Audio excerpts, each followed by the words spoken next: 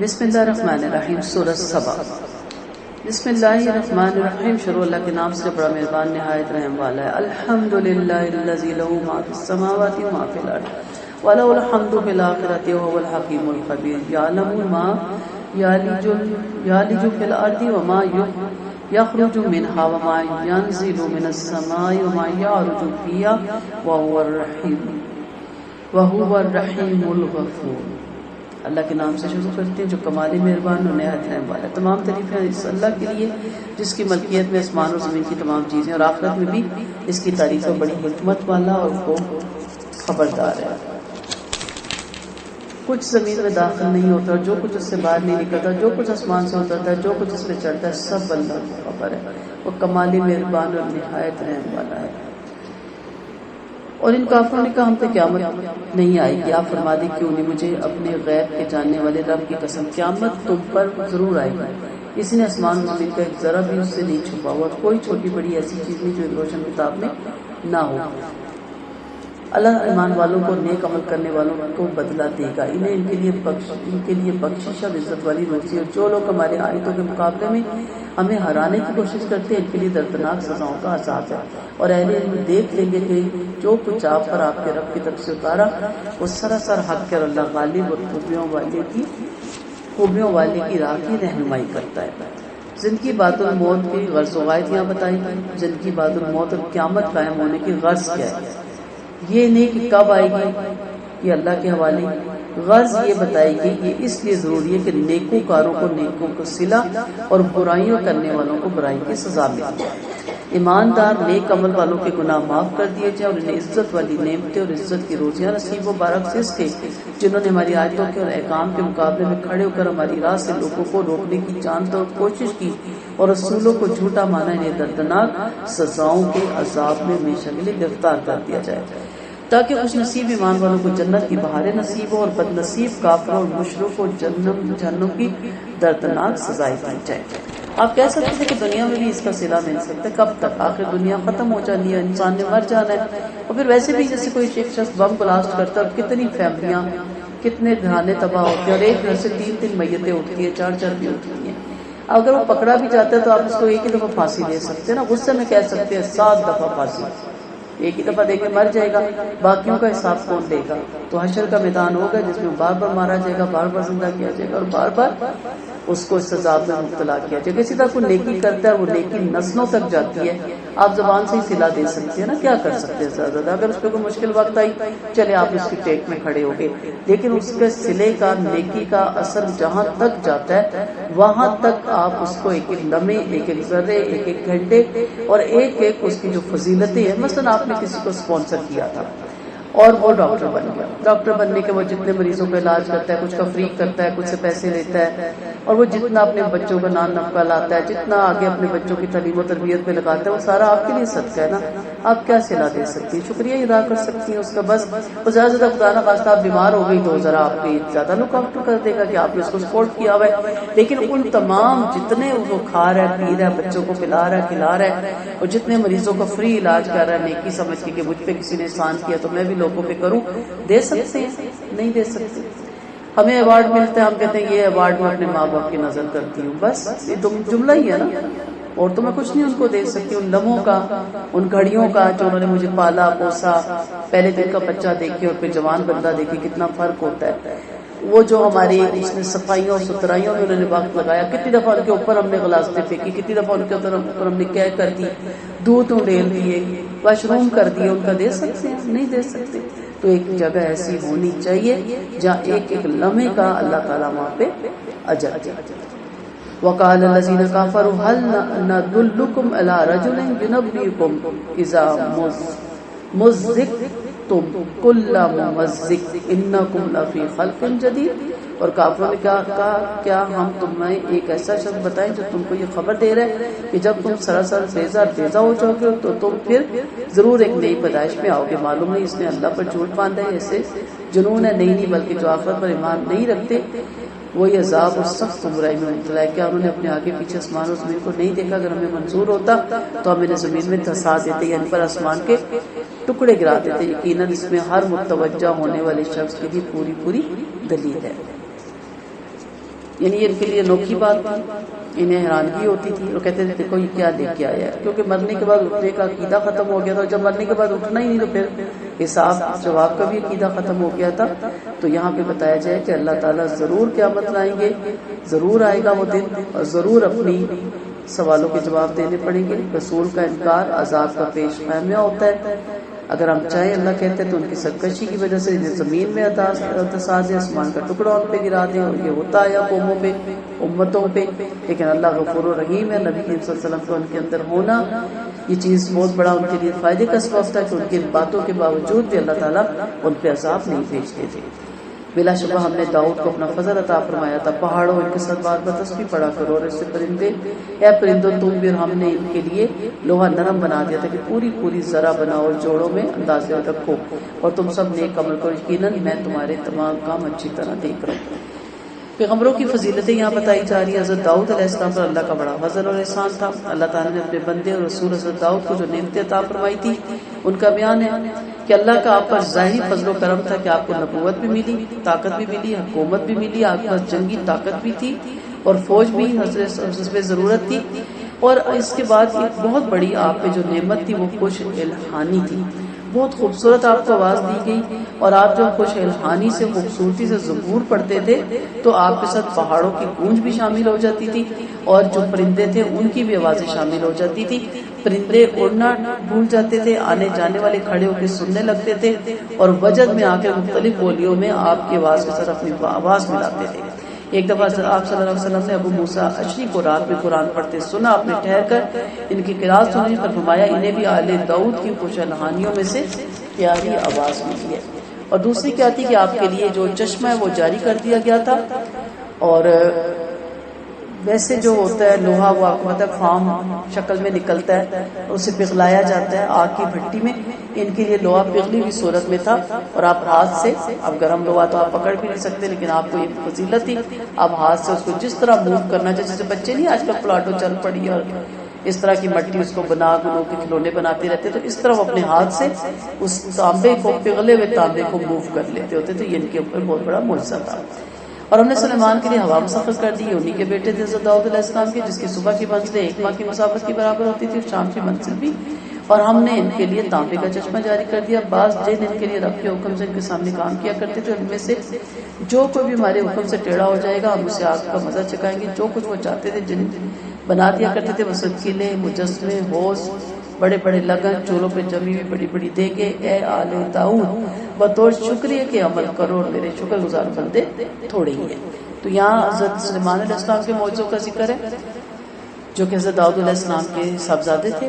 اللہ تعالیٰ نے ان کو بہت سے لشکر دے رکھے تھے، اور آپ جانتے ہیں کہ جو 1 ماہ کی مسافت تھی وہ 1 دن میں یا 1 گھنٹے میں وہ طے کر لیتے تھے۔ اللہ نے ان کو یہ بھی بہت بڑا معجزہ دے رکھا تھا، جنات آپ کے قبضے میں تھے جو زمینوں کے اندر بھی غوطے لگاتے تھے اور موتی اور سپیاں ڈھونڈ کے لاتے تھے، اور بہت سے مجسمے، اور ہر وقت مصروف رہتے تھے حضرت سلیمان علیہ السلام، اور کا شکرے کے طور پہ، شکرانے کے طور پہ آپ عمل کرتے رہے۔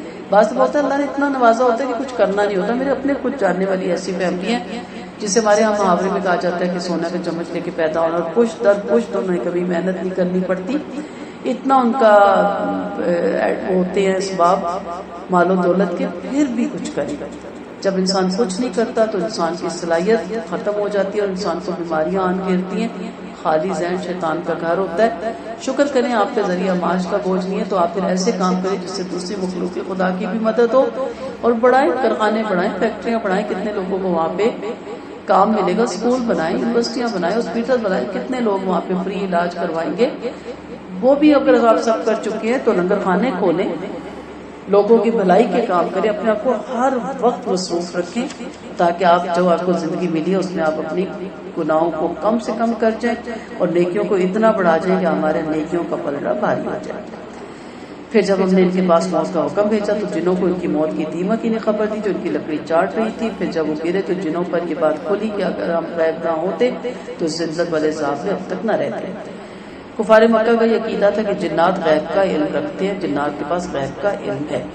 یہاں ہمیں پتہ چلتا ہے کہ ابن عباس فرماتے ہیں تقریباً آپ جب اپنا کام کروا رہے تھے اور لاٹھی پہ ٹیک لگائی کھڑے تھے تو آپ کی ڈیتھ ہوگی، 1 سال تک آپ اسی طرح کھڑے رہے، اور اسی طرح جنات جو تو فرما بردار تھے وہ، جو سرکش تھے وہ بھی آپ کے ڈر کی وجہ سے کاموں میں مصروف رہے۔ نیچے سے دیمک نے آپ کی لکڑی کو کاٹنا شروع کیا، اور جب لکڑی کھاتے کھاتے ان بیلنس ہوئی، جب لکڑی میں طاقت نہیں رہی تو لکڑی گری، تو ساتھ ہی حضرت سلیمان علیہ السلام بھی نیچے کی طرف آئے۔ تو اس وقت جنوں کو پتا چلا کہ آپ کی تو ڈیتھ ہو چکی ہے، اور ہم ڈرے سہمے ان کے آگے حکم بجا لا رہے ہیں۔ اگر ہمیں پتا چل جاتا کہ آپ کی ڈیتھ ہو گئی ہے تو ہم کبھی بھی آپ کی بات نہ مانتے۔ سرکش جنوں کے الفاظ ہے۔ تو کہا گیا کہ اس سے پتا چلتا ہے کہ جنات غیب کا علم نہیں رکھتے تھے۔ لقد کان لسبأ فی مسکنہم آیۃ جنتان عن الیمین والشمال کلوا من رزق ربکم واشکروا لہ بلدۃ طیبۃ ورب غفور۔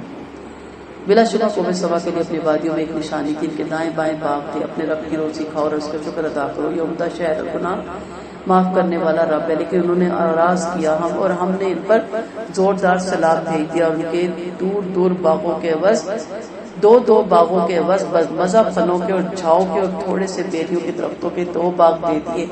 یہ ہم نے انہیں ان کے کفر کا بدلہ دیا، اور ہم ناشکروں کو ایسا ہی بدلہ دیتے ہیں۔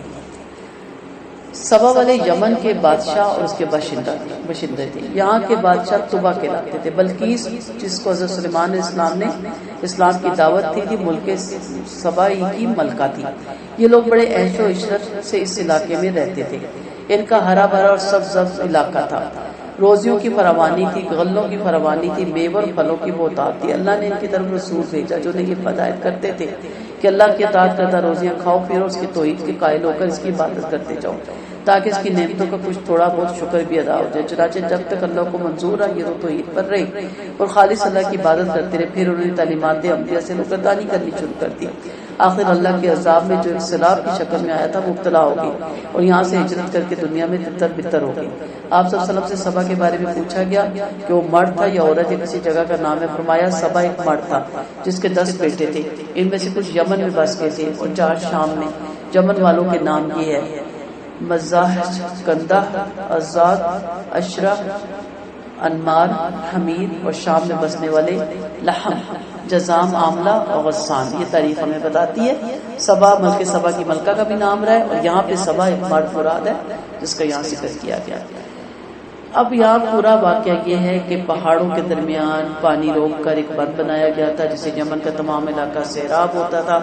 بارش کا تمام پانی جو میدانوں سے بہہ کر آتا تھا یہاں جمع ہو جاتا تھا۔ کسی قدیم بادشاہ نے 2 پہاڑوں کے درمیان مضبوط اور مستحکم پشت باندھ کر دیوار بنا کر پانی کو محفوظ کیا ہوا تھا۔ اسی پانی سے نہروں کا جال بچھا ہوا تھا، اسی سے فراوانی تھی، کھیت تھے، کھلیان تھے۔ لیکن جب انہوں نے اللہ اور اس کے رسول کی نافرمانی کی تو یہی پانی ان پہ چڑھ دوڑا، اور اسی پانی کے نرخرے میں آ کے تتر بتر ہوئے، اور ان کی ساری جو یہ سہولتیں تھیں وہ برباد ہو گئی۔ تو انسان جب اللہ اور اس کے رسول کی نافرمانی کرتا ہے تو آئی ہوئی نعمتیں چھن جانے کا بھی احتمال ہوتا ہے۔ اس لیے ہمیشہ جو بھی اللہ نے نعمت دی ہے اس سے فائدہ اٹھائیں، لیکن شکرانے کے طور پہ اس کو صحیح جگہ پہ اور جو اس کا حق ہے اسی طرح اس کو استعمال کریں۔ اللہ فرما رہے ہیں ہم نے ان کے شہروں کے درمیان جن میں برکت دے رکھی کہ شہر بھی آباد کر رکھے تھے، جو سارے راہ ظاہر تھے، اور ہم نے ان میں چلنے کی منزلیں مقرر کر رکھی تھی کہ ان میں 3 رات امن و امان سے سفر کرتے رہو۔ لیکن انہوں نے دعا مانگی، اے ہمارے آقا ہمارے سفر لمبے کر دے۔ انہوں نے اپنے اوپر ظلم کیا، آخر ہم نے انہیں افسانہ بنا دیا اور ان کی پوری طرح سے ٹکڑے کر ڈالے۔ یقیناً اس میں ہر صبر کرنے والے اور شکر کرنے والے کے لیے عبرت ہے۔ یہاں بتایا چل رہا ہے ان کی عیش اور آرام کا اور ان کی عافیت اور امن کا بیان ہے۔ وہ خوشگوار عیشوں میں رہتے تھے۔ اب جب وہ دور دراز کے لوگوں کی باتیں سنتے تھے نا کہ انہیں سفر کرنا پڑا، وہ تو ان کی مجبوریاں تھیں نا، اور وہ جب قصے سناتے تھے اپنے سفر کے تو ان کا بڑا دل چاہتا تھا۔ ہمارے ہاں بھی اب جیسے شہروں میں رہنے والے لوگ بور ہو جاتے ہیں تو ہائکنگ پہ چلے جاتے ہیں نا، یا پہاڑی علاقے میں جاتے ہیں تاکہ تھوڑا سا، بڑے خوش ہوتے ہیں چڑھائی چڑھ کے، تھک کے، اپنے آپ کو اسٹرگل دے کے۔ تو ان کا بھی بڑا دل کرتا تھا کہ ہم بھی ایسے سفر کریں اور ہم بھی قصیدے آگے سنائیں کہ ہمیں راستے میں شیر ملا یا بھیڑیا ملا یا ہرن ملا یا ہم نے یہ تکلیف رہی وہ اٹھائی۔ شکر کرنا چاہیے، اللہ آرام سے زندگی دے رہا ہے۔ خوش نصیب ہیں آپ لوگ کہ اچھے شہر میں رہ رہے ہیں، سہولتوں والے شہر میں رہ رہے ہیں۔ دیکھیں کوئی لکڑیوں میں پھوکے مار رہا ہے تو کوئی کوئلوں میں پھوکے مار رہا ہے، اور سردی جب پڑتی ہے تو ٹوٹتے ہیں، اور گرمی جب پڑتی ہے تو وہاں بجلی تک نہیں ہوتی، اور کس طرح دور دور سے پانی سروں پہ لا رہی ہوتی ہے۔ پہاڑ میں جب علاقے میں گئی درس دینے تو میں پریشان ہو گئی کہ وہ اتنی دور جا کے سر پہ ٹین رکھ کے، گھڑے بھی نہیں، بڑے بڑے ٹین رکھ کے دور سے وہ پانی بھر کے لاتی تھی، وہ کس طرح پہاڑیاں چڑھ رہی تھی کہ میں تو ان کو دیکھ کے رش کرنے لگی۔ تو ان کی ضرورت ہے، اور پتہ چلا کہ جب گرمی کی وقت آتا ہے تو پھر لائن لگتی ہے اور ٹوکن دیا جاتا ہے، اور صبح لے کے آپ اپنا ٹین بیٹھتے اور شام کو باری آتی ہے۔ گھر کا ایک فرد اس کی یہی ڈیوٹی رہتی ہے، اور شام والا پھر چلا جاتا ہے اور وہ پوری رات بیٹھتا ہے تو اس کی صبح باری آتی ہے۔ تو ایسے ایسے حالات بھی ہے، تو شکر ادا کرنا چاہیے۔ صاف ستھرا ملک، صاف ستھرا شہر، اس لیے شکرانے کے طور پہ بہترین کاموں کی طرف توجہ دیں۔ اب ہمارا یہ نہیں میں کہہ سکتی کہ آپ گھومے پھرے نا، لیکن ہر وقت ہم یہی کہتے ہیں عمرہ میں یہ بہت چیزیں ہیں، ہیکنگ میں چلا گیا، پہاڑی علاقے میں چلا گیا، پیسے اچھے خاصے اماؤنٹس لگا کے آ گیا، امریکہ دیکھنے چلا گیا، ضرور جائیں، لیکن کبھی سوچیں کہ اتنے پیسوں سے آپ کتنا کچھ اپنی آخرت بنانے کے لیے کر سکتے تھے، لیکن اس کو کیا ہوتا ہے کہ بورنگ ختم کرنے کے لیے۔ تو ان کے اوپر پھر اللہ تعالیٰ نے جب ان کا ناشکرا پن دیکھا، لوگوں نے اللہ کی نعمت کی قدر نہیں کی، دعا کرنے لگے ہمارے لمبے سفر کر دیں، کفر اور شرک کرنے لگ کے اپنے اوپر ظلم اٹھایا، تو ہم نے ان کی زندگیوں کو افسانہ بنا دیا، ان کے واقعات کو افسانہ بنا دیا، ان پہ عذاب بھیجا، تتر بتر ہو گئے، نہ عزیز قریب رہے، نہ دوست قریب رہے، نہ عائش و آرام قریب رہا، اور بکھر گئے، اور جگہ جگہ ان کو سہولت رہائش اختیار کرنی پڑی۔ تو مثال دی جاتی تھی کہ اگر کوئی برباد ہو تو کہتے تھے تم تو ایسے برباد ہوئے جیسے سبا والے برباد ہوئے۔ تو اس میں صبر شکر کرنے والوں کے لیے بڑی عبرتیں ہیں۔ سمپل سی بات ہے کہ جب ایک محلہ ہوتا تھا تو محفوظ ہوتے تھے نا سب، کوئی غیر اس کی طرف سے گزر ہی نہیں سکتا تھا، گزرے تو روک کے کہتے تھے ہاں بھائی کون ہو، ادھر سے کیوں گزر رہے ہو، کس سے ملنے آئے ہو، کس کے گھر جانا ہے، تو دروازے بھی کھلے رہتے تھے، پرواہ بھی نہیں ہوتی تھی۔ پھر لوگوں نے دور دراز فارم ہاؤس بنانے شروع کیے، رات کو کوئی مار کے چلا جاتا، 3 دن بعد سڑان پیدا ہوتی ہے، کوئی روز پڑوس والا دیکھتا ہے کہ ادھر سے بدبو آ رہی ہے، پولیس کو بلاتا ہے، پتہ چلتا ہے ہفتے پہلے کسی نے ڈاکہ ڈالا، مار پھینک کے چلا گیا، کسی کو پتہ ہی نہیں چلا۔ یہی ہو رہا ہے نا، ایون یہاں تک کہ کسی کی ڈیتھ ہو جائے، اکیلے بیٹھ کے رو رہے ہوتے ہیں وہ لوگ، اور ساتھ ساتھ کوئی پتہ نہیں چلتا، اور جب دیکھتے ہیں 5-10 گاڑیاں ذرا فالتو نظر آئیں تو پھر آ کے اس کے ملازم سے پوچھتے ہیں، گیٹ کیپر سے، خیر آج ان کے گھر کے باہر 10 گاڑیاں کیوں کھڑی ہیں؟ پھر وہ بتاتا ہے کہ رات میں کا دادا یا پردادا یا ان کی والد فوت ہو گئی۔ تو یہ چیزیں دکھ کا بھی سبب بن رہی ہیں، بے سکونی کا بھی سبب بن رہی ہیں۔ آپ سکون میں نہیں ہوتے جب فارم ہاؤس بنا لیتے ہیں یا بڑی کوٹیاں بنا لیتے ہیں یا ایسے علاقوں میں چلے جاتے ہیں جہاں سے ہر ایک کا گزر ہوتا ہے۔ تو بہترین تھے وہ علاقے جب آپ مل کے رہتے تھے، بے فکر رہتے تھے، دروازے کھلے رہتے تھے، بچے بھی سیف تھے، بڑے بھی سیف تھے۔ تو شکر یہی ہوتا ہے کہ جب اللہ نے آپ کو سکون سے زندگی دی ہو، شکر میں گزارے اور صبر کرے، مومن کو ہر چیز میں ثواب ملتا ہے۔ نبی کریم صلی اللہ علیہ وسلم کا یہاں فرمان ہے کہ مومن کے حق میں اللہ کا جو فیصلہ وہ اچھا ہی ہوتا ہے، کہ اسے نعمتیں ملتی ہیں تو اپنے رب کا شکر بجا لاتا ہے اور اس کی حمد کرتا ہے، اور اگر اس پر مصیبت آتی ہے تو اپنے رب کی حمد کر کے صبر کر لیتا ہے۔ مومن کو ہر چیز میں ثواب نہیں ملتا ہے، یہاں تک کہ اپنی بیوی کے منہ میں جو نوالا دیتا ہے اس کا بھی ثواب ہے۔ آپ صلی اللہ علیہ وسلم کا فرمان ہے مومن کے لیے اللہ کا ہر فیصلہ بہتر ہی ہوتا ہے، وہ خوشی پر شکر کرتا ہے اور رنج پہ صبر کرتا ہے، دونوں باتیں اس کے لیے بہتر ہے۔ یہ چیزیں مومن کے علاوہ کسی اور کو نصیب نہیں ہوتی۔ وَلَقَدْ صَدَّقَ عَلَيْهِمْ إِبْلِيسُ ظَنَّهُ فَأَتَّبَعَهُ إِلَّا فَرِيقًا مِّنَ الْمُؤْمِنِينَ۔ بلا شبہ شیطان نے اپنے گمان کو سچ کر دکھایا، سب کے سب اس کے پیچھے لگے سوائے ایمان والوں کی جماعت کے، اور شیطان کا ان پر کوئی زور نہ تھا مگر یہ کہ ہم آخرت پر ایمان رکھنے والوں کو اس پر ایمان رکھنے والوں سے ممتاز کرتے، اور آپ کا رب ہر چیز پر نگہبان۔ کیا پتہ چل رہا ہے آیات سے؟ شیطان بلا دلیل اور حجت کے بہکاتا ہے۔ کوئی دلیل ہے شراب کی، سود کی، زنا کی، ڈانس کی، گانے کی؟ نہیں، وہ بہکاتا ہے لوگوں پر، اس پہ کوئی غلبہ نہیں، کوئی دلیل نہیں، کوئی حجت نہیں، کوئی زور نہیں، کوئی زبردستی نہیں، نہ ہی دباؤ ہے۔ ہاں وہ دھوکہ دیتا ہے، جھوٹی امیدیں دلاتا ہے، عیاری سے کام لیتا ہے، ایسے پروگرام مرتب کرتا ہے جس سے جسم کو، ذہن کو تسکین ملتی ہے، لوگوں کو جھوٹے ملاوے دیتا ہے، ہم اس کا کہنا مان لیتے ہیں۔ شیطان کی مسلط کرنے کی حکمت کیا ہے؟ حکمت یہ ہے کہ مومن اور کافر کا امتیاز ہو جائے، کون اللہ کی فرمانبرداری میں شیطان سے مقابلہ کرتا ہے اور کون اس کی نافرمانی میں لگ کے شیطان کے پیچھے لگ جاتا ہے۔ تو یہاں پہ شیطان کو مسلط کرنے کا مقصد یہ تھا کہ آپ رحمان کی مانتے ہیں یہ شیطان کی۔ قُلِ ادْعُوا الَّذِينَ زَعَمْتُم مِّن دُونِ اللَّهِ لَا يَمْلِكُونَ مِثْقَالَ ذَرَّةٍ فِي السَّمَاوَاتِ وَلَا فِي الْأَرْضِ وَمَا لَهُمْ فِيهِمَا من شرک وما لهم منهم من ظہیر۔ آپ فرماتے تمہیں اللہ کے سوا جن معبودوں کا گمان ہے سب کو پکار لو، ان میں سے کسی کو آسمان اور زمین میں ایک ذرے کا بھی اختیار نہیں، نہ آسمان اور زمین میں ان کا کوئی ساجی ہے اور نہ اس میں سے کوئی اللہ کا مددگار ہے، اللہ کے پاس سفارش بھی کام نہیں دیتی، ہاں جس کو وہ اجازت دے دے، یہاں تک کہ جب ان کی گھبراہٹ دور ہو جاتی ہے تو آپس میں پوچھتی ہیں کہ تمہارے رب نے کیا فرمایا، وہ جواب دیتے کہ سچی بات کا حکم فرمایا، وہی سب سے بلند اور بالا اور سب سے بڑا ہے۔ یہاں بتایا جا رہا ہے فرشتوں کے معاملے، جب فرشتوں کے دلوں سے گھبراہٹ دور ہو جاتی ہے، یعنی اللہ تعالیٰ جب کوئی اپنا حکم صادر کرتے ہیں تو فرشتے خبر کرتے ہیں، احترام سے ان کے دل لرزنے لگ جاتے ہیں۔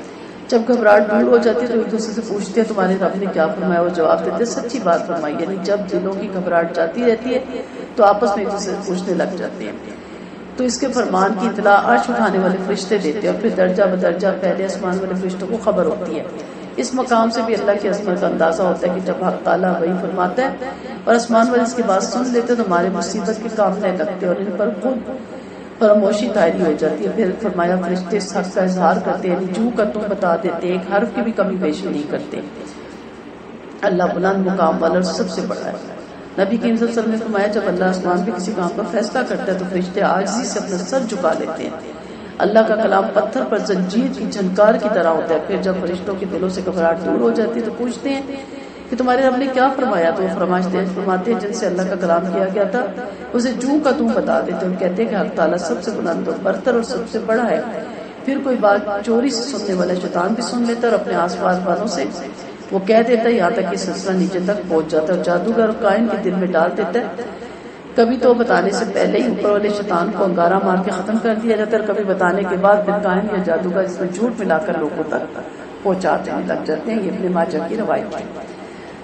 تو فرشتے اللہ کو دیکھتے ہیں، اللہ کے پاس ہیں اور بڑی مخلوق ہے، تعداد میں بھی زیادہ ہے، لیکن وہ اللہ کے حکم سنتے ہی کام اٹھتے ہیں، ہیبت سے، احترام سے، عظمت سے۔ ہمیں بھی جب اللہ تعالیٰ کا کوئی حکم آئے تو ہمارے اوپر ہی کیفیت داری ہونی چاہیے نا کہ میرے رب نے کہا یہ نہ کرو اور میں کہتی ہوں جب کہتا ہے کرو تو میں کروں گا۔ کبھی خوف زدہ ہوئے، کبھی ڈرے، کبھی تھر تھرائے، کبھی کانپے کہ میں نے اتنی زندگی جو ابھی بھی میری گناہوں میں سرکشی میں گزری ہے، نافرمانی میں گزری ہے، میرا نفس ایکسپٹ ہی نہیں کر رہا اللہ اور اس کے رسول کی بات کو، تو میں اتنی ڈٹائی سے جی رہی ہوں، میں اتنی نڈر ہوں، مجھے کوئی بھی خدا کا خوف نہیں، میں ذرا بھی اللہ سے نہیں ڈرتی۔ تو کہنا تو نہیں چاہیے نہیں ڈرتے۔ جب ہم اس کے حکم کو نہیں مانتے اور نہیں مانیں گے اور نہ مان کے دینے کے لیے تیار ہے ہم، کوئی ہمیں حجت، کوئی دلیل، کوئی حدیث، کوئی قرآن کی آیت، کوئی واقعات، کوئی تنبیہ ہمارے لیے سبق نہیں بنتی، تو پھر اس کا کیا مطلب ہے کہ نہیں ہے ہیبت، نہیں ہے بتاری نا۔ دل ہمارے سخت ہو گئے، کانوں میں ہمارے ڈانٹ ہے، آنکھوں میں ہمارے پردے پڑ گئے، مہر لگ گئی ہے ہمارے اوپر۔ تو اصل تو ایمان والے جب دیکھتے ہیں اچھا آج پتہ چلا، جیسے ہمارے الہدا میں نام نہیں لینا چاہیے لیکن منہ سے نکل جاتا ہے، جب اور ہی تھی تبلیغ تو ایک عورت نے میرے ساتھ بیٹھتی تھی، کافی ضعیف تھی، تو انہوں نے برقع پہن لیا، چل کے بھی مشکل سے آتی تھی۔ تو میں کہا آنٹی آپ کی تو اتنی زیادہ ایج ہے اور آپ تو چلتی کے بھی اتنی مشکل۔ انہوں نے کہا بیٹا مجھے آج پتہ چلا نا برقعے کا، میں اللہ سے کہوں گی اللہ مجھے جس وقت پتہ چلا میں نے اسی وقت تیرا حکم مان لیا، تو مجھے ان کی بات آج بھی نہیں بھولتی۔ یہ ہوتے ہیں نا پہلے پتہ ہی نہیں چلا، جس معاشرے میں جس ماحول میں وہ پلی بڑی انہیں پتہ ہی نہیں چلا، جب پتہ چلا یہی ہمارے آپ صلی اللہ علیہ وسلم کے دور میں ہوا نا، جب حکم آ گیا پردے کا تو رات کو آرڈر ہوا تو صبح کوئی عورت بغیر پردے کے مسجد میں نہیں آئی۔ ایک صحابی سفر کر کے آئے تو کہا کیا بات ہے، مدینہ کے ہر گھر میں چراغ جل رہا، خیر ہے؟ تو ان کی بیوی نے کہا کہ تمام مدینہ کی عورتیں چادریں کاٹ کے صبح کے لیے اپنے برقعے سے مراد جو بھی ان کا حجاب تھا تیار کر رہی ہے، اور جس کے پاس نئی چادر تھی اس نے دوسرے سے چادر مانگی۔ اور یہ بھی روایت مانتی ہے کہ ایک عورت ابھی راستے میں تھی، جب منادی کرنے والے نے منادی کی تو وہ کھڑی ہوگی، کہتی ہے مجھے کوئی گھر سے چادر لا کے دے۔ کہا اللہ کی بندی کام کر کے اور گھر سے رہنا پردے کے ساتھ گزرنا، یا واپس چلی جاؤ؟ اس نے کہا نہیں، اگلا قدم بھی جہنم میں اور پچھلا بھی جہنم میں، بے پردہ کھڑی ہوں، یہیں کھڑی ہوگی۔ انہیں لا کے چادر دی گئی تو وہ پہن کے تو پھر وہ وہاں سے ہلی۔ وہ تھے نا لرزنے والے، کانپنے والے، اپنے رب کے حکم کو ماننے والے۔ ہمیں تو کوئی لرزہ تاری نہیں ہوتا، ہم سن لیتے، کہتے ہیں ہاں ٹھیک ہے، بس اس کے آگے خاموشی۔ تو اس لیے اللہ کے ہر حکم میں نافرمانی چھوٹی یا بڑی نہیں ہوتی، گناہ صغیرہ اور کبیرہ نہیں ہوتا۔ اصل جس کا گناہ، جس کی نافرمانی ہے، وہ ذات سامنے رکھے، وہ ذات بہت بڑی ہے، اس کا ایک ایک جو حکم ہے نا وہ چھوٹا نہیں ہے، بس اس کا حکم ہے، یہی بہت بڑی بات ہے۔ کس نے دیا؟ رب نے دیا۔ کس کو دیا؟ ہمیں دیا، ہم غلاموں کو۔ ہمارے لیے یہی بہت بڑی بات ہے کہ ہمیں اس کا حکم آ گیا، ہم نے اس کو اپنا لینا ہے۔ غیر مسلموں کا جب میں پڑھتی ہوں، بہت کتابیں پڑھنے کا مجھے شوق ہے، تو جب اسلام قبول کرتے ہیں تو یہاں تک پوچھتے ہیں کہ نبی کریم صلی اللہ علیہ وسلم دائیں دانتوں سے چباتے تھے یا بائیں سے؟ جب پوچھا کہ یہ بھی تو پوچھنے کی بات ہے، تو نے کہا تمہیں وراثت میں مل گیا نا، ہمیں اب نبی ملا ہے، ہم ان کی ایک ایک ادا کو اپنانا چاہتے ہیں۔ کچھ اتنے دور سے 5 وقت مسجدوں میں جاتے ہیں، کہتے ہیں آپ اپنے گھر میں نماز پڑھنے آپ اتنا سفر طے کرتے ہیں، وہ کہتے ہیں بھول کیوں آنے جانے کی فضیلت، خود ہی ہمیں سناتے ہو۔ ہم سناتے بہت کچھ ہے نا، حدیثوں کا ذخیرہ ہے ہمارے پاس، اور ایسی ایسی ہمارے پاس واقعات ہے، لیکن عمل میں آ کے ہم فیل ہو جاتے ہیں۔ وہ لوگ اسی طرح اتنا سفر کر کے کتنے کتنے کلومیٹر کا سفر، ہمارے مرد مسجدوں کو نہیں جاتے، ہمارے بیٹے مسجدوں کو نہیں جاتے، ہماری مسجد میں ویران ہے۔ ہاں مسجد میں بنانے کا بس شوق ہے، ضرور بنائیں، مسجدوں کو آباد بھی تو کریں۔ تو ہوتا یہ کہ جب آپ کو اللہ اس کے رسول کی بات چلی بتا سمینا واتانا، بات ہی ختم ہو جانی چاہیے، نہیں وہاں پہ حجتیں اور دلیلیں ہمارے سامنے آ جاتی ہیں، تو یہ ہیبت طاری ہونی چاہیے۔ قل من یرزقکم من السماوات والارض قل اللہ، کس کا حکم ہے؟ آپ پوچھیں تمہیں آسمان و زمین سے کون روزی دیتا ہے، پھر خود ہی آپ جواب دیں گے اللہ۔ بلا شبہ کیا تم یقیناً کھلی ہدایت پر ہو یا کھلی گمراہی پر؟ اب ایک آفس میں کام کرتے ہیں، وہاں کے رولز ہیں ایم ڈی کے بنائے ہوئے ہیں، انسان کے بنائے ہوئے ہیں، آپ ذرا نہ فالو کریں، دیکھیں آپ کو کتنے عرصے رزق ملتا ہے، کتنے عرصے نوکری ملتی ہے، اور کیسے آپ کو نکالا جاتا ہے۔ پھر بھی آپ کو پروموشن ملے گی، پروموٹ کیا جائے گا۔ آپ اگر اسکول ٹیچر ہی ہیں، آپ مہینے میں 30 چھٹیاں 12 چھٹیاں 8 چھٹیاں کریں، پرائیویٹ والے تو تنخواہ بھی کاٹ لیتے ہیں، اور کبھی کبھی نوکری سے بھی فارغ کر دیا جاتا ہے کہ آپ کو نوکری اس لیے نہیں دی تھی کہ آپ چھٹیوں پہ چھٹیاں کریں۔ وہ رب جس کی اپنا فرمانی صبح شام کرتے ہیں، ہماری روزی نہیں روکتا، ہماری صحت نہیں روکتا، ہمیں سب کچھ دیتا رہتا ہے، اس کا حکم ہم نہیں مانتے۔ حالانکہ اس نے کہا جس وقت بھی تم آؤ گے پلٹ کے ایسے ہو جاؤ گے جیسے ماں کے پیٹ سے آج ہی پیدا ہو گئے۔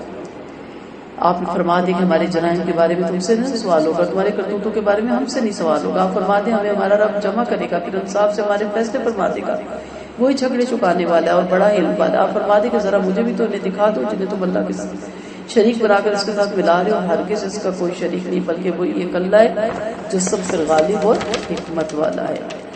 وما ارسلناک الا کافۃ للناس بشیرا ونذیرا ولکن اکثر الناس لا یعلمون۔ ہم نے آپ کو تمام رسولوں کے لیے بشارت سنانے والا اور جگانے والا بنا کر بھیجا، لیکن اکثر لوگ سمجھ سے محروم ہے۔ پوچھتے ہیں کہ یہ وعدہ کب سے ہوگا، سچ ہے تو بتاؤ۔ آپ انہیں جواب دے کہ وعدے والا دن مقرر ہے جس سے نہ گھڑی پر تم پیچھے ہٹ سکو گے اور نہ آگے بڑھ سکو گے۔ اور کافروں نے کہا کہ ہم کبھی اس قرآن کو نہ مانیں گے اور نہ اس سے پہلے کی کتابوں کو۔ اے مخاطب اس وقت اس کی حالت دیکھنے کی قابل ہے جب یہ ظالم اپنے رب کے آگے کھڑے ہوں گے اور ایک دوسرے کو الزام دے رہے ہوں گے۔ عوام بڑے لوگوں سے کہیں گے اگر تم نہ ہوتے تو ہم سب کے سب مسلمان ہوتے۔ بڑے لوگ عوام سے کہیں گے جب یہ ہدایت تمہارے پاس آ گئی تو کیا ہم نے تم سے روکا تھا؟ میں ہمیشہ یہ کہتی ہوں نا کہ آپ کے لیڈر مانا کہ جیسے عوام ویسے حکمران۔ کیا لیڈر میرے گھر میں میرے کمرے میں آ کے کہتا نماز نہ پڑھو؟ کیا لیڈر مجھے آگے کہتا ہے بے پردہ پھرو؟ کیا لیڈر نے مجھے کہا کہ سی تھرو کپڑے پہنو، ٹائٹ کپڑے پہنو؟ لیڈر نے مجھے کہا گلوکارہ بنو، اداکارہ بنو، ماڈل بنو، ایئر ہوسٹس بنو؟ نہیں، اس کو تو اور بڑے کام ہے۔ لیڈر کہتا ہے جھوٹ بولو، سود کھاؤ، رشوت کھاؤ؟ نہیں۔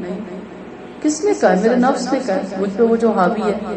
اب میں واجب کہتا ہوں اللہ تعالیٰ ہمارا قرآن ہی بہت برے دے، ہم سے یہ نہیں پوچھا جائے گا، نہ لیڈروں سے یہ پوچھا جائے گا عوام کیسی ہے۔ جو کچھ کر رہے وہ اپنی سزا خود بھگتے گا۔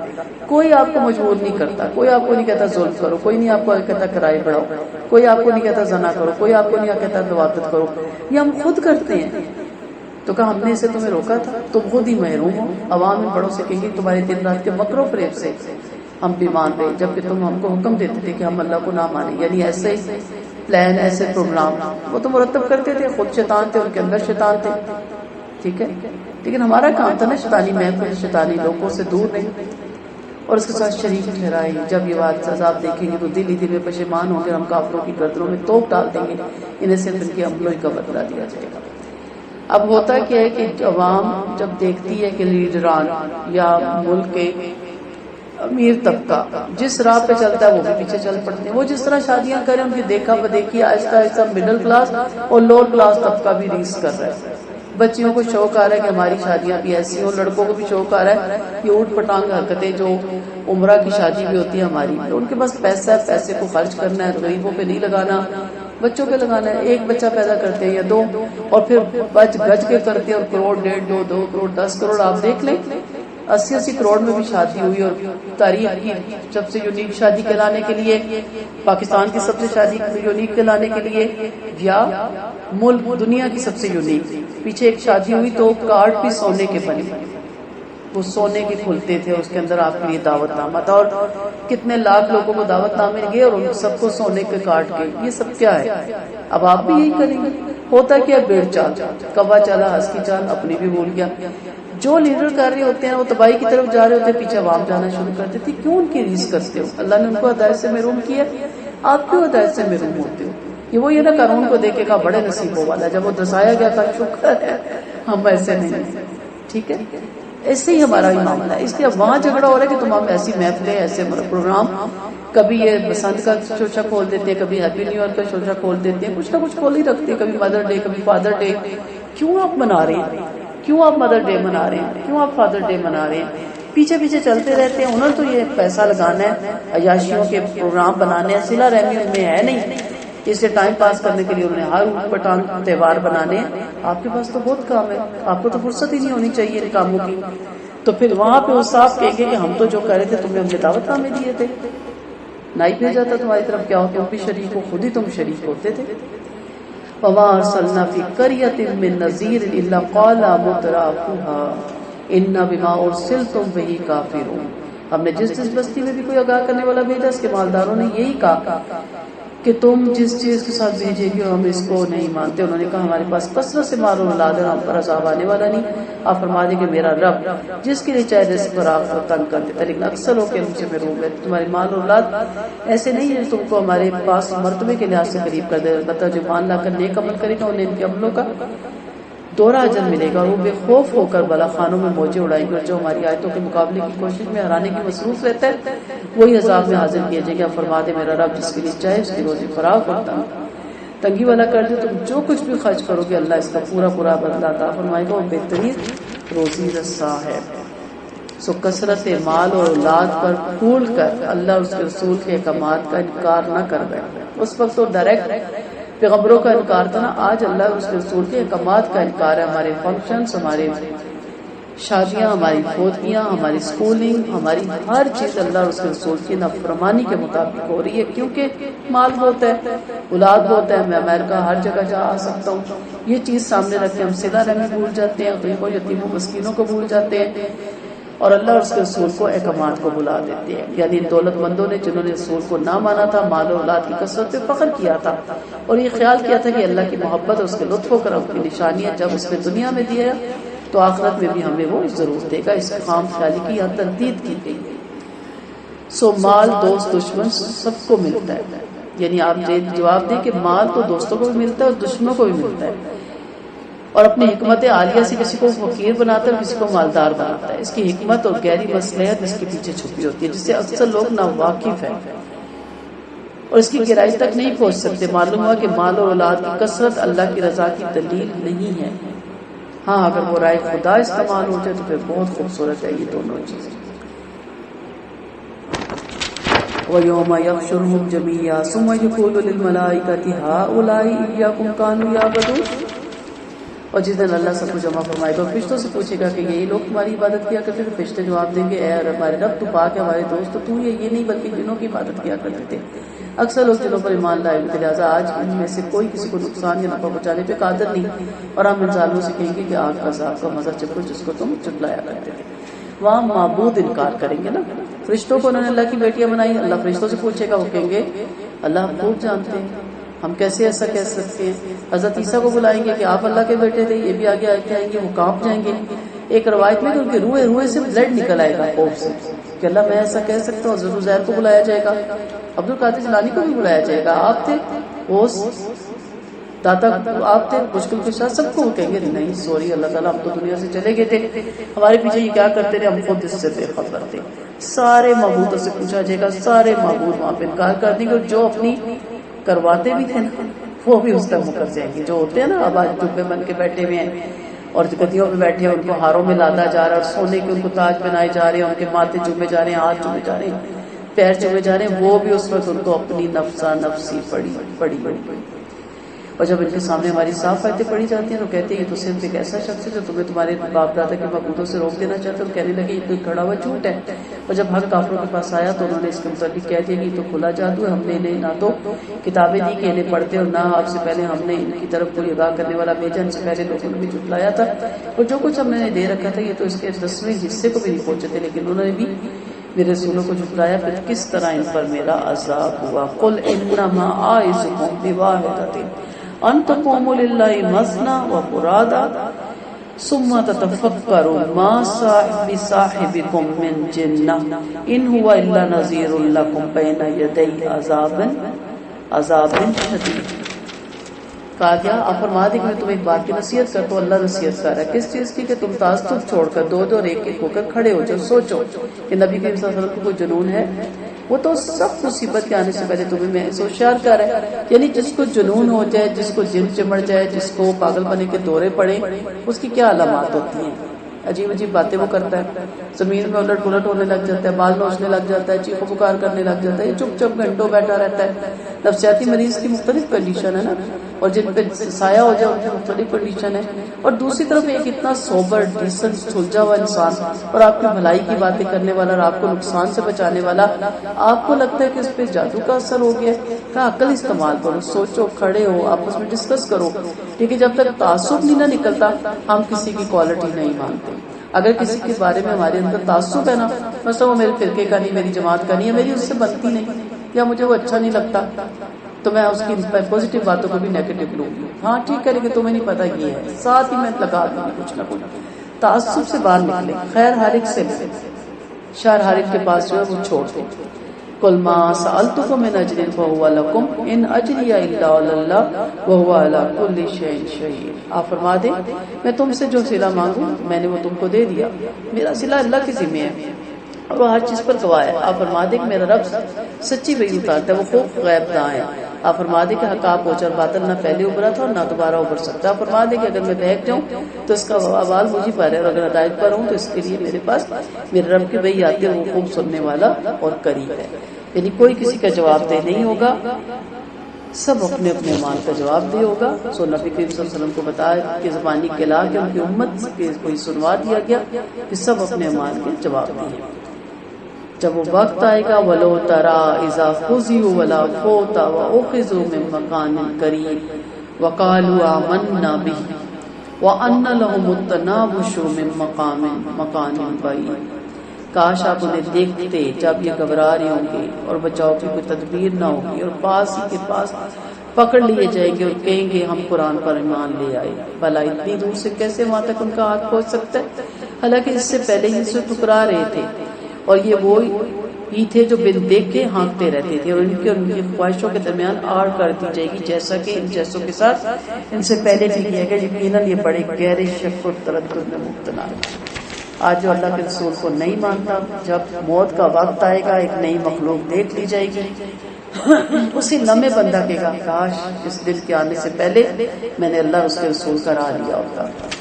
یعنی اے رحمت العالمین صلی اللہ علیہ وسلم، قیامت کے دن جھٹلانے والوں کی گھبراہٹ اور ان کی بے بسی کا معاملہ قابل دید ہوگا، جب بچاؤ کی کوئی صورت نہ ہوگی، کہیں بھاگ کر چھپ جانے کا وقت نہیں ہوگا، بھاگنے کی سکت بھی نہیں ہوگی، چاروں طرف سے گھیرے لیے جائیں گے، قبروں سے نکال کے جیسے ہی کھڑے ہوں گے پکڑ لیے جائیں گے۔ دنیا میں بھی کہا گیا ہے کہ یہ عذابوں میں پکڑا جائے گا، جیسے بدر کے جنگ میں قتل کیے گئے اور گرفتار ہوئے، لیکن زیادہ قیامت کی طرف اشارہ ہے۔ وہاں پچھتاوے کے سوا کچھ نہیں ہوگا، صرف پچھتائیں گے، روئیں گے، چلائیں گے اور خواہش کریں گے کاش کاش ایک دفعہ اللہ تعالیٰ ایک دن کی بھی زندگی دے دے تو میں ساری زندگی اللہ اس کے رسول کے حکموں کے مطابق گزاروں، لیکن اس وقت ان کی اور ان کی خواہشوں کے درمیان دیوار کھینچ دی جائے گی۔ آج ہے نا تعصب کی دیوار، فرقے کی دیوار، خواہش نفس کی دیوار، اللہ اور رسول اور ہمارے نعوذ باللہ ہمارے درمیان گناہ لذت والی ہے نا، اس دن یہ دیوار ہٹ جائے گی، اس دن اللہ دیوار کھینچ دے گا اور دنیا کی بہاریں بھی ان سے چھن جائے گی، توبہ کے دروازے بھی بند ہو جائیں گے اور بے سود اب وہ توبہ کریں گے بھی تو توبہ قبول نہیں ہوگی، پہلے بھی امتوں کے ساتھ یہ سب کچھ ہوتا رہا. مرتے وقت تو فرعون نے بھی کہا تھا کہ میں موسیٰ اور ہارون کے رب پہ ایمان لایا، اور وہاں کہا گیا الآن، اب اللہ نہ کرے وہ وقت ہم پہ آئے کہ ہمیں اس وقت توبہ نصیب ہوگی جب اللہ کے اب تمہیں وقت ملا. اس وقت کی توبہ قبول نہیں ہوتی. ابھی توبہ کا دروازہ کھلا ہے. ابھی اپنے اور اپنے رب کے درمیان جو بھی تعصب ہے، فرقہ ہے، جماعت ہے یا خاندان ہے، خواہش نفس ہے، اپنی انا ہے، جو بھی اپنے اور اپنے اللہ کے درمیان آڑ رکھے اس کو اللہ دور کرے. اللہ اور اپنے درمیان کے فاصلے کو کم کرے. ہر اس چیز کو اپنے درمیان سے ہٹائیں جو آپ کو اور اللہ کی محبت کے درمیان رکاوٹ بنتی ہے، تاکہ اس دن کے پچھتاوے سے پہلے اللہ تعالیٰ ہم سب کو توبہ نصیب کرے.